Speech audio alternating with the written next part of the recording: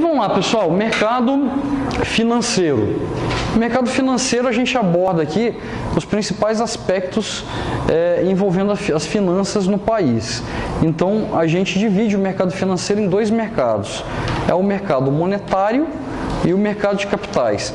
As regulamentações são diferentes para cada um, mas quem faz a regulamentação desses mercados são as mesmas cúpulas, né? O presidente da República, ele elege o ministro da Fazenda, hoje o Henrique Meirelles, e aí também vai fazer a colocação do presidente do Banco Central. E aí o que acontece aqui dentro, pessoal? A gente tem um Conselho Monetário Nacional, CMN. O Conselho Monetário Nacional, ele tem o ministro da Fazenda, às vezes pode entrar o presidente da República para discussão, normalmente ele faz todas as ponderações com o ministro da Fazenda, que é o responsável pela regulamentação do mercado financeiro, e aí essas reuniões da CMN envolvem ele, o presidente do Banco Central e o presidente da CVM, que é o Conselho Monetário, CVM é a Comissão de Valores Mobiliários, ok? O Bacen, Banco Central, é responsável pela regulamentação do mercado monetário e a CVM, Comissão de Valores Mobiliários, responsável pelo mercado de capitais. São dois mercados, um que a gente tem intermediação financeira e o outro negociação direta. Essa é a diferença dos dois. Um mercado é mais de captação de recursos e o outro mercado é mais disponibilização de moeda e crédito para o mercado.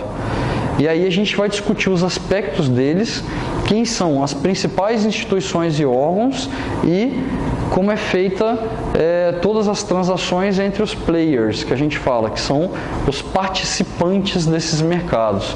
E aí a gente vai falar um pouquinho da forma como a remuneração se dá, como a rentabilidade se dá e como que é feita a disponibilização de recursos financeiros no mercado através desses dois mercados que englobam, né, o sistema financeiro nacional, ok?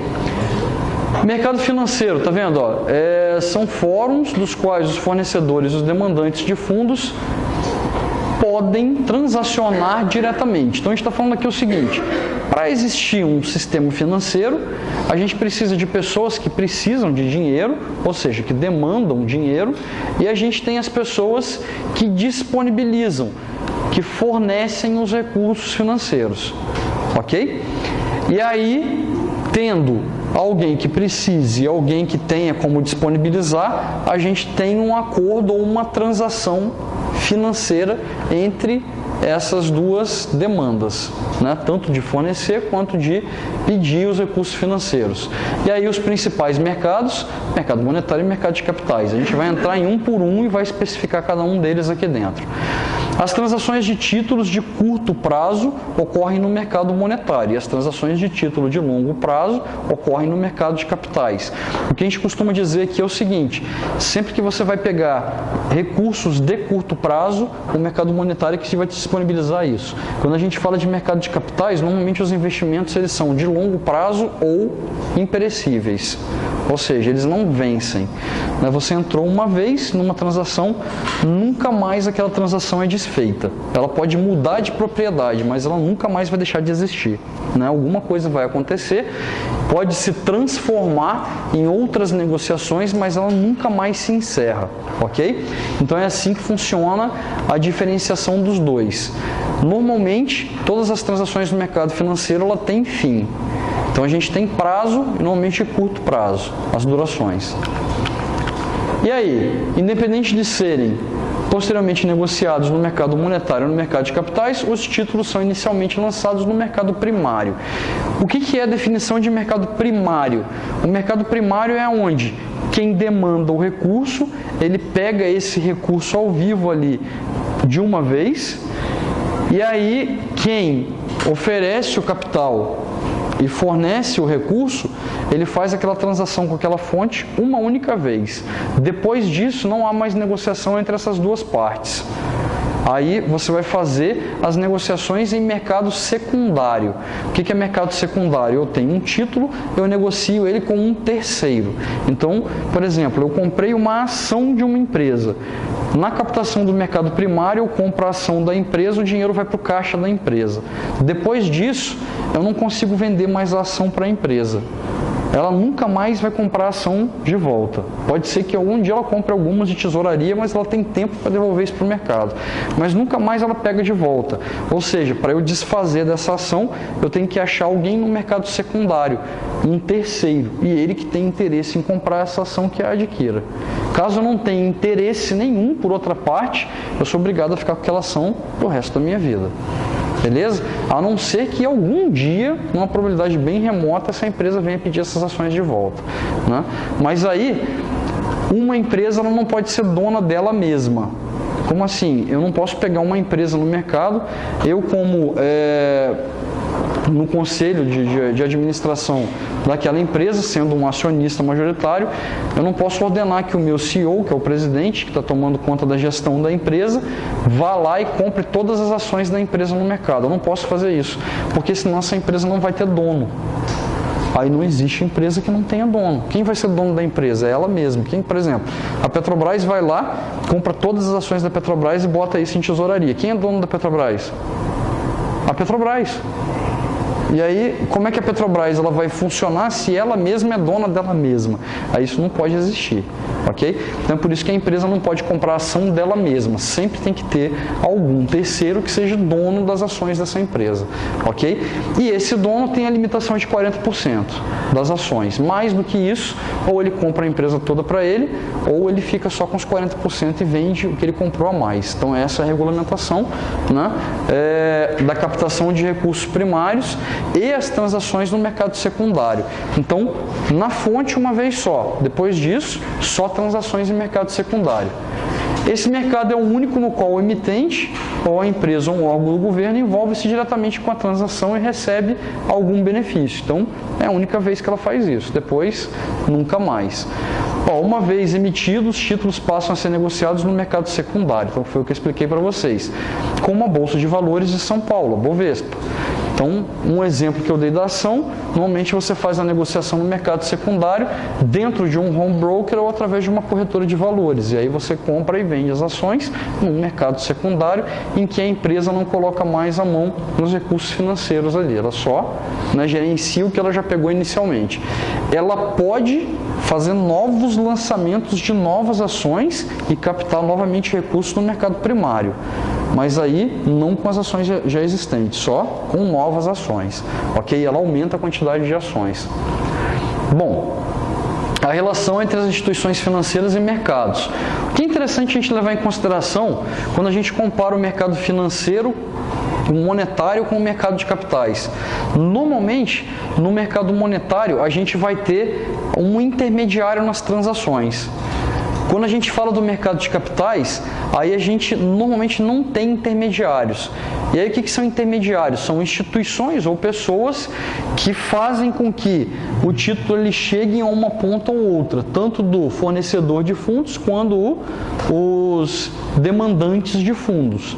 Ou seja, ele é que acha as duas pontas e aí ele faz a transação acontecer. Isso é uma intermediação financeira.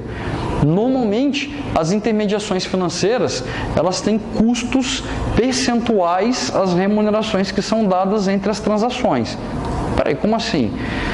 Se eu, por exemplo, na minha empresa, vou colocar um título de dívida no mercado, o que eu faço? Eu viro para um banco, por exemplo, um banco de fundos de investimento, e falo o seguinte: eu quero colocar um título de dívida e eu vou remunerar por esse título de dívida 10% ao ano. O que esse banco vai fazer?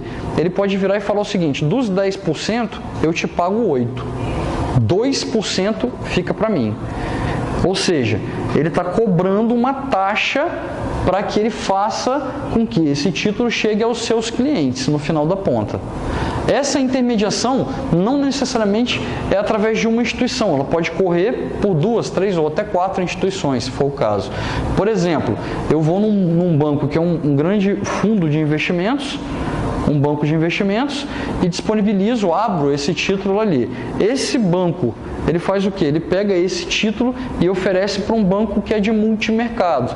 Esse tem clientes que faz poupança, faz conta corrente, faz as transações cotidianas com os seus clientes. E ele oferece esse título como um título de investimento para os seus clientes. Então eu vou ter duas intermediações financeiras. O fundo de investimentos, que é o banco fundos de investimentos, e eu vou ter o banco também, que é multimercado, que vai disponibilizar isso para o seu cliente. Então, às vezes, o banco vira para você e fala assim: eu te ofereço um título com 7% ao ano de remuneração. Na verdade, na ponta, quem está pagando pelo título que foi lançado está pagando 10%. Só que 2%, por exemplo, ficam no banco fundos de investimento e outro 1%, por exemplo, fica no banco multimercado. E aí, você, que é o cliente na ponta, pega 7% ou até menos. Ok? Então, quer dizer, a transação ela tem intermediação. Tem alguém que está ganhando com essa transação no meio do caminho. Essa é uma característica do mercado monetário. As transações, né, ocorrerem com intermediação financeira. Já no mercado de capitais, ele é um pouquinho diferente. Você tem uma instituição que coloca você em contato com as outras pessoas no mercado secundário, ou às vezes até no mercado primário. Só que a grande diferença é que eles cobram uma taxa de operacionalização. E normalmente essa taxa de operacionalização, ela é uma porcentagem do capital que entra, do montante que entra, e uma porcentagem do montante que sai. Em alguns casos, é até uma corretagem fixa, independente do montante financeiro. E aí, o que ele está fazendo com vocês é cobrando uma taxa para a utilização do sistema, mas ele não é remunerado sobre a remuneração que você vai ter do investimento. Quer dizer, ela não vai ganhar uma porcentagem no seu ganho da operação. Ela tem uma porcentagem ou uma corretagem para você realizar a operação no início e no final, mas ela não envolve uma porcentagem sobre o ganho que você tem de capital. Por exemplo, você comprou 10 mil ações a R$10, então você investiu 100 mil reais. Vamos falar que esse 100 mil reais seu virou R$1 milhão. Você pagou, por exemplo, uma corretagem fixa para a entrada de R$2. Para você sair com R$1 milhão, você paga R$2 para sair da operação. Ou seja, você pagou R$2 para entrar e R$2 para sair. Aonde está a intermediação financeira? Ela não ocorreu. Você pagou uma taxa para a utilização de um sistema, então não teve intermediação. A sua negociação, ela ocorreu com um bypass entre a colocação no mercado ou uma intermediação financeira. Então são características do mercado de capitais. Todas as negociações e as transações, elas são feitas na sua maioria sem intermediação financeira. E quando há intermediação financeira, por taxa de corretagem e não remuneração sobre o seu resultado. Quer dizer, eu não vou ganhar uma porcentagem em cima do seu resultado, ok? É isso que diferencia esses dois mercados. E a regulamentação ela é diferente. Uma coisa que é um dado muito interessante no Brasil é que a maioria das transações que a gente faz de investimento e negociações, elas são feitas via mercado monetário. Então a gente tem pouquíssimas negociações em mercado de capitais por pessoas físicas, principalmente. Hoje a gente tem praticamente 5% do nosso mercado de pessoas físicas operando. Então, na Bolsa de Valores, por exemplo, de São Paulo, a gente tem 5% da população que investe sendo pessoas físicas.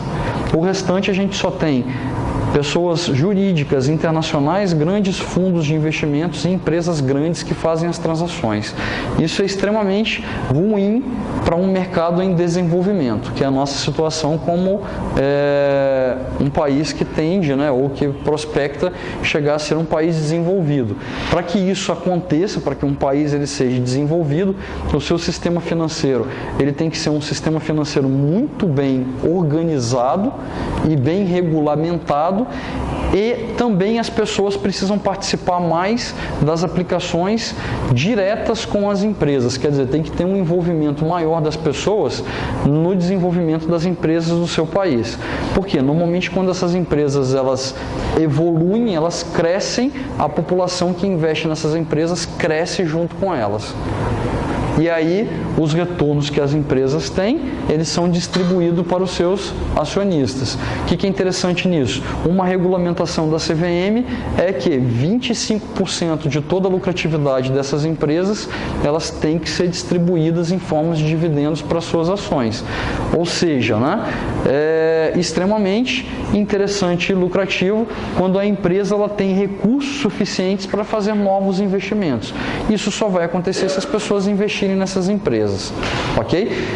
E aí a gente está fazendo o quê? A gente está deixando que as empresas, pessoas físicas e jurídicas externas ao Brasil, levem a maioria da nossa lucratividade embora. Ou seja, né, a gente tem praticamente aí 80% do que as empresas geram de lucratividade no país em fuga para os mercados internacionais. São acionistas e investidores que compram as ações das empresas no Brasil, no exterior. Aí quando esse cara realiza a lucratividade dele, o que ele faz? Pega o dinheiro que ele lucrou aqui e leva para fora. E aí ele usa esse dinheiro lá fora. Ou seja, né, a fuga nos nossos lucros das nossas atividades está sendo usada lá fora e não alavanca o nosso mercado, o nosso comércio e a nossa economia. Então é muito importante isso acontecer. Ele pode levar, ele paga as tributações que ele tem aqui, né, e aí ele leva tudo que ele teve de lucratividade embora. E é por isso que a gente tem grande oscilação na nossa bolsa de valor, na nossa bolsa de valores. Quando, por exemplo, a economia global ela tem problemas lá fora, aí eles fazem o quê? Normalmente eles tiram o capital daqui e levam embora. Vamos pensar assim, o dinheiro que a gente tem, a gente trata como filho, né? Quando você vê que tem um mercado em crise, o que você faz com o seu filho? Quando você vê que tem algum problema? Você quer ele do seu lado. Então todo mundo pensa assim, quando está tendo alguma crise mundial, o que eu faço com o meu dinheiro? Vem para o papai, fica pertinho de mim e aqui eu cuido de você. Né? Você só vai fazer o intercâmbio dele quando as coisas estiverem funcionando legal lá fora. Então, por isso que as grandes oscilações econômicas, a gente tem grandes oscilações nas bolsas dos países em desenvolvimento. Por quê? Porque a gente sabe que o mínimo que acontece na economia global interfere positivo ou negativamente numa economia local. E aquelas que não têm uma estabilidade econômica e financeira muito interessante geram maiores probabilidades de lucro e prejuízo. Então, por exemplo, você vê muito dinheiro entrando aqui quando o nosso mercado está indo bem e a economia global está indo bem. Por quê? A tendência é que as empresas consigam maior lucratividade. E aonde elas dão maior retorno? Em países em desenvolvimento. Por quê? Porque a grande oscilação de preço, a grande oscilação de inflação e a grande oscilação com relação às demandas por produtos e consumos nesses países. Aí quando essa economia começa a tender para um aspecto negativo, alta inflação, baixo consumo, o que acontece? Eles levam o dinheiro embora e aí o nosso mercado ele vai lá para baixo. E aí quando tem instabilidade, eles voltam comprando tudo que tem para quando melhorar, subir, eles, né, realizarem lucros e sair com dinheiro daqui de novo. Então quer dizer, toda a economia global, em qualquer país, em qualquer circunstância, a gente vai ter sempre ciclos de crises, ciclos de recuperação. Sempre vai existir, né? Não tem data para começar e não tem data para terminar. Quer dizer, a gente não sabe quando vai ter uma crise e nem quanto tempo vai levar para se recuperar dessa crise. Mas a gente sabe que é o seguinte, é na crise que tem as oportunidades para a gente ganhar dinheiro. Então, quando o mercado ele entra em crise, a gente só fica esperando o momento da crise passar para entrar investindo. E aí a gente precisa, obviamente, como investidor, ter a noção de que a gente está em crise e quais são os momentos de entrar. E eu preciso ter uma organização financeira pessoal muito grande para que eu tenha capital suficiente para aproveitar os momentos de crise para investir. Então é isso que a gente tem que fazer. O gestor, o administrador, ele tem que ter consciência disso. Quando que uma empresa consegue crescer absurdamente e ganhar mercado? Em momento de crise. Se eu vendo sapatos, eu tenho uma empresa concorrente que vende sapatos, se essa empresa não está preparada para uma crise ou uma situação emergencial, o que vai acontecer com ela? Ela vai quebrar. Normalmente toda empresa que quebra, ela faz o quê? Antes de quebrar? ela põe tudo à venda num preço mais barato e, inclusive, ela põe à venda todo o negócio e todas as carteiras de cliente que ela tem. E aí, uma empresa concorrente que está mais preparada e tem recurso financeiro para investir, ela faz o quê? Ela compra essa empresa, compra todo o estoque, compra todos os recursos. Quando o mercado volta, ela já não é mais aquela empresa daquele tamanho, ela é uma empresa maior. E aí ela tem mais gente trabalhando, ela tem mais mercado de atuação e ela tem mais capacidade de crescimento. Então é na crise que normalmente as empresas se estabilizam e crescem. Então a gente vê as oportunidades sempre que o momento é de crise. Então a gente tem que estar sempre preparado para o momento de crise. É o que a gente fala. Muitas pessoas fazem isso e conseguem. Moram num apartamento de 2 quartos. O sonho é ter um apartamento de 3 quartos. O que a pessoa faz? Ela começa a visualizar uma crise imobiliária. Então ela faz o quê? Tem muito recurso financeiro guardado, tem dinheiro guardado, tem reserva de capital. Ela vende o apartamento dela períodos antes de uma crise, porque os sinais econômicos financeiros estão disponíveis o tempo inteiro, sinalizando crise ou não. E aí ela espera o quê com o dinheiro guardado? Entrar na crise. O que acontece quando há uma crise imobiliária? O preço dos imóveis, eles vão lá embaixo, principalmente os imóveis usados. E aí você consegue imóveis em boa localização, espaço físico maior, né, em boas condições e em preços às vezes até metade do valor. E aí esse cara entra e compra e acaba morando num apartamento que ele tinha interesse, tinha vontade de morar, num preço mais acessível. O que é isso? É uma oportunidade que aconteceu devido à crise. Tem gente que se prepara para isso e consegue fazer isso, né? Então quer dizer, não é impossível todo mundo, né, conseguir alcançar aquilo que deseja. Basta ter o quê? Organização e noção financeira para isso. E os mercados estão disponíveis para isso. Tanto o mercado financeiro quanto de capitais.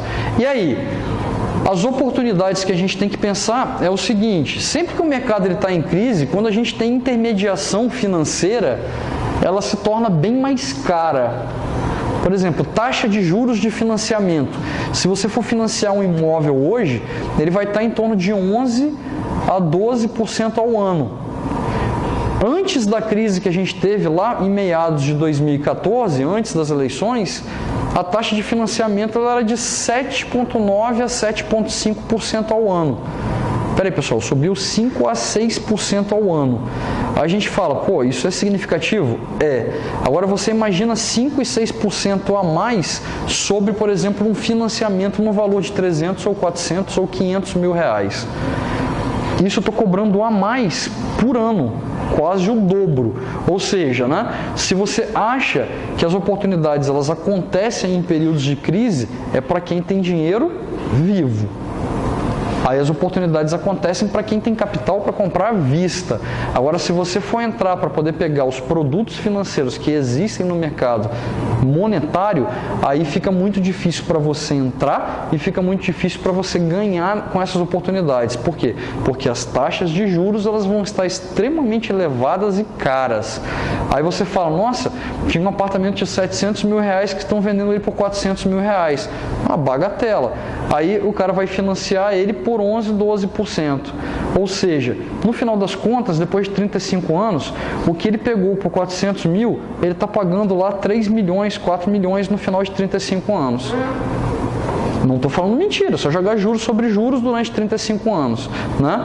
E aí, num mercado econômico estável, ele pegaria os 700 mil reais e financiaria e acabaria pagando os mesmos 3, 4 milhões no final de 35 anos, com uma taxa de juros mais baixa. Então, quer dizer, você ganhou na oportunidade? Não, você teve a ilusão de estar comprando mais barato, mas com uma taxa de juros mais cara. Ok? Então, não é assim que funciona. Não é simples essa conta, beleza? Mas a gente tem que ter noção disso. Quem tem dinheiro vivo tem oportunidade na hora. As negociações, as colocações, elas são assim. Quem demanda fundos, aí ele sempre vai buscar onde estão as oportunidades.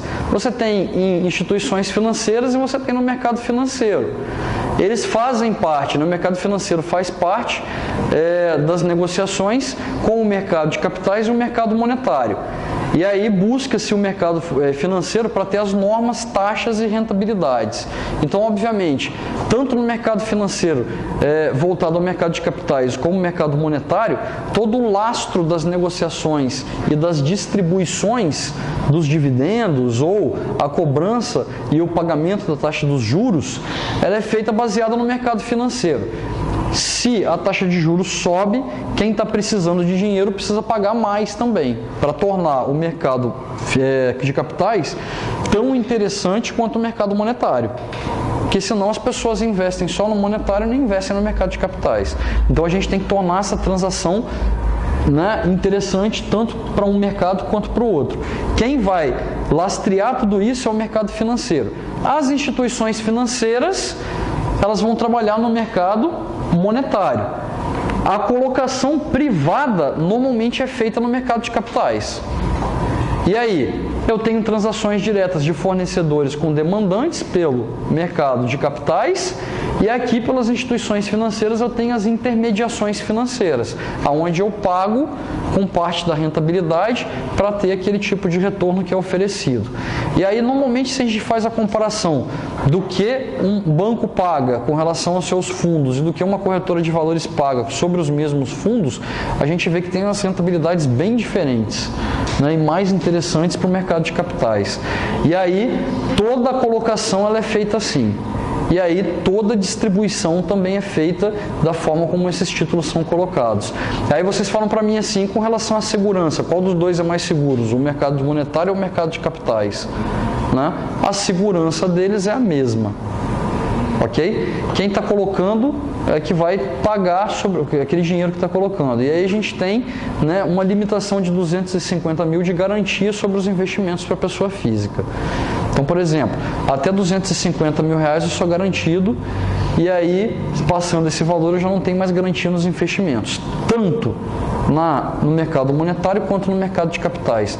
Lembrando que essa garantia é sobre investimentos de renda fixa.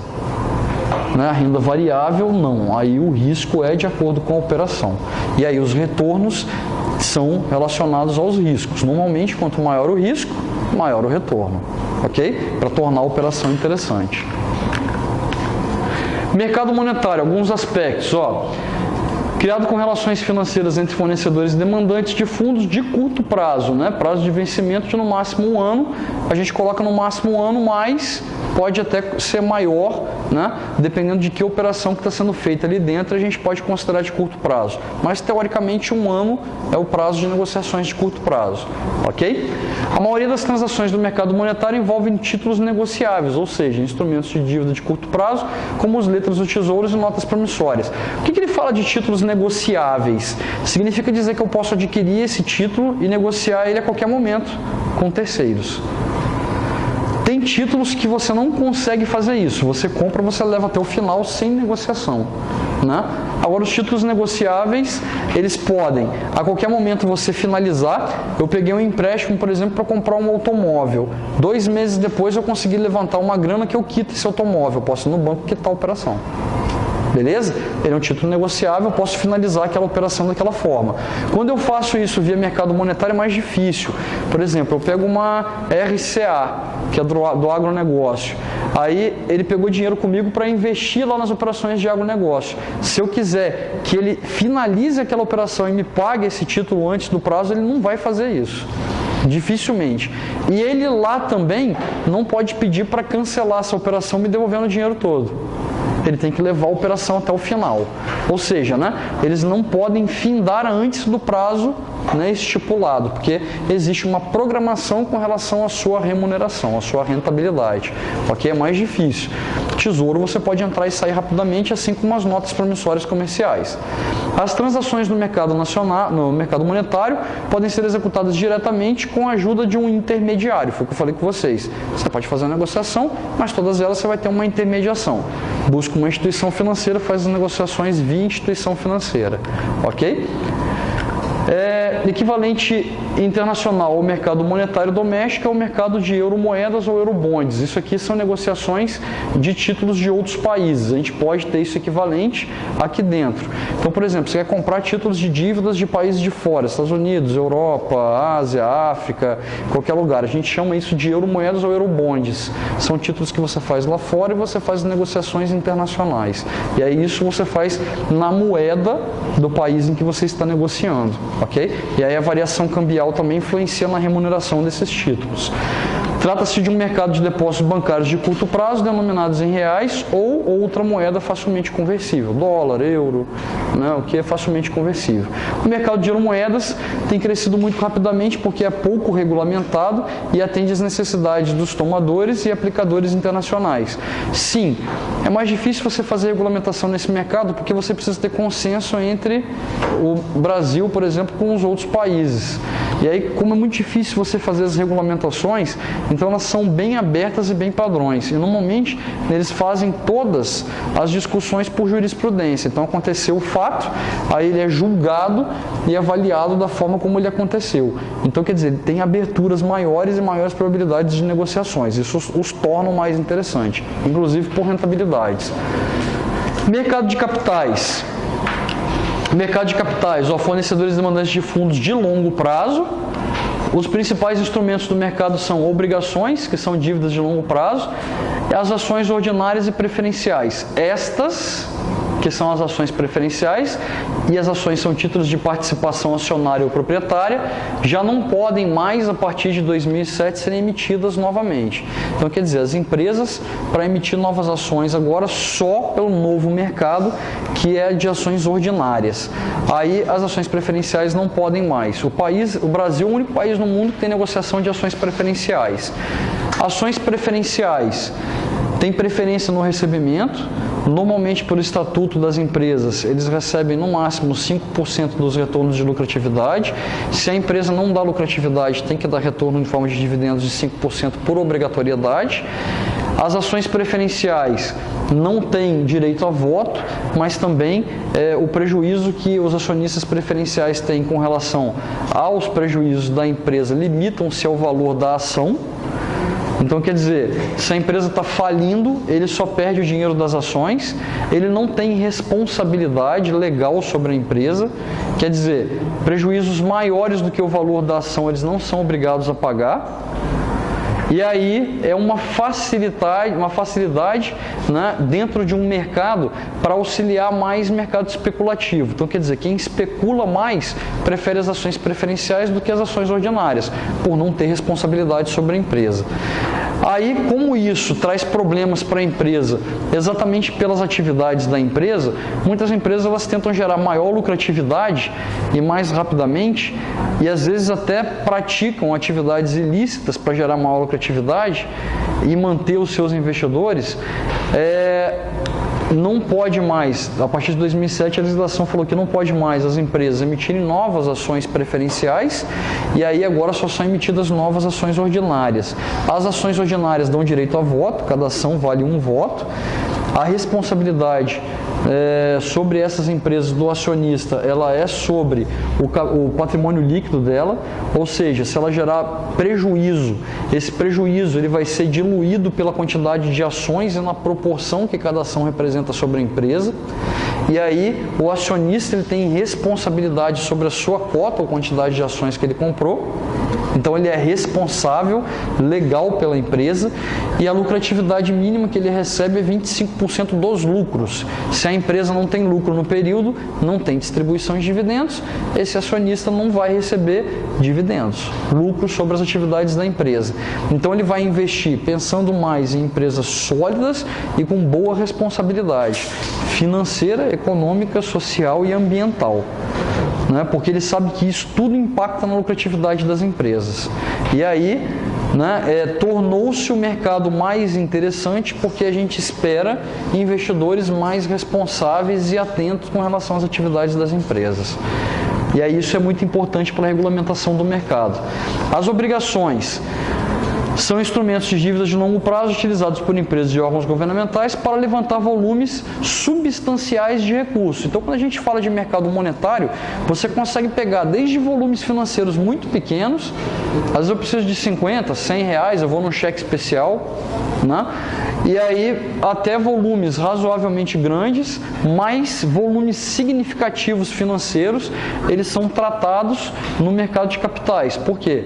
Porque com a transação direta, a maior parte da rentabilidade ele vai para a ponta, quer dizer, quem está emprestando dinheiro. E aí, normalmente, ele é mais barato para as empresas, esse tipo de recurso. E por ser mais barato, o volume financeiro que eles podem pegar é muito maior, são substanciais. E é o que alavanca esse tipo de mercado. Então, por isso que é interessante os retornos para as transações diretas e é interessante para a empresa porque ela consegue maior volume e pagar com mais facilidade as lucratividades e os retornos sobre esse capital investido. Então, por isso que ele é de longo prazo, né? Em geral, junto a um grupo de fornecedores. Então, são grandes fundos de investimentos, grandes clubes de investimentos, né? Grandes fundos de pensões, por exemplo, entram fazendo transações aqui dentro. E aí é muito interessante esse mercado por esse motivo, né? As rentabilidades são mais interessantes do que no mercado monetário. As ações ordinárias são unidades de participação acionária ou propriedade de uma sociedade